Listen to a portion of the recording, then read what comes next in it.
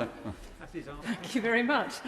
Network Rail is still working to a timetable of installing tactile paving at all train platforms by 2029, some 8 years away. Given that 35% of platforms are seriously dangerous for blind and partially sighted people, will he commit to ensuring that every station has the basic safety measure of tactile paving in place by 2025? Thank you. I very much hope so. I've asked Network Rail to develop a programme to install platform edge tactile strips on every platform in Great Britain as soon as possible. I'm yet to receive that programme, and I'll make a further announcement in the very short term. East West Rail Company will consider the 2021 consultation responses. The 2019 consultation met open and fair consultation standards. Let's go to Mohammed Jassim. Mohammed. Thank you very much, Mr. Speaker. The 2019 East West Rail consultation and 2020 route announcement made no mention that 6 tracks would be needed at Bedford Midland Station or consequential demolition in Poet area of my constituency. So I urge the Minister, please consider the many representation on this matter from members of the public, rail groups, local councillors, and Bedford Borough's SLC rail report showing a credible 4 tracks option which would avoid the loss of homes.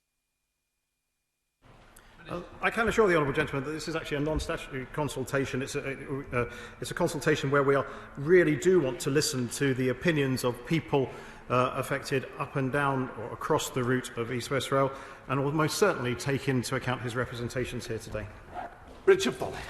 Thank you, Mr. Speaker. Many of my constituents are appalled at the environmental damage that the East-West Rail route will cause across Bedfordshire and baffled why this 21st century project will use a 19th century fuel. So will my right honourable friend or my honourable friend please look again at the environmental considerations that East-West Rail has undertaken and bring them up to scratch?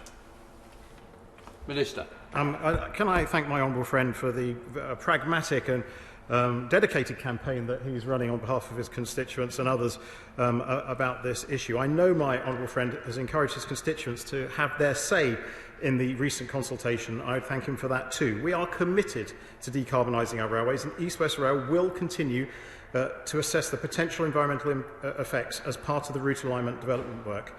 An environmental impact assessment will be undertaken and an environmental statement submitted when the development consent order application is made to the planning.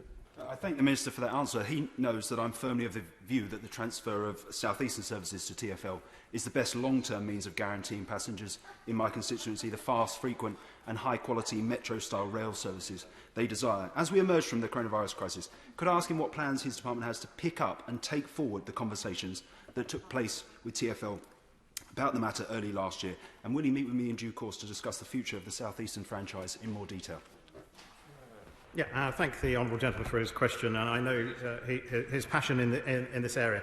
And as I say, I mean, since the pandemic struck, the department has had to be very much focused on keeping services running, and whilst developing our passenger-focused reforms.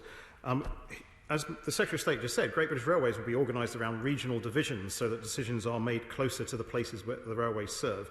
And the White Paper also includes a commitment for strategic partnership with TfL and other local authorities to make sure the rail sector is working best for the passengers in London. And I'd be delighted to meet with him to discuss these matters further.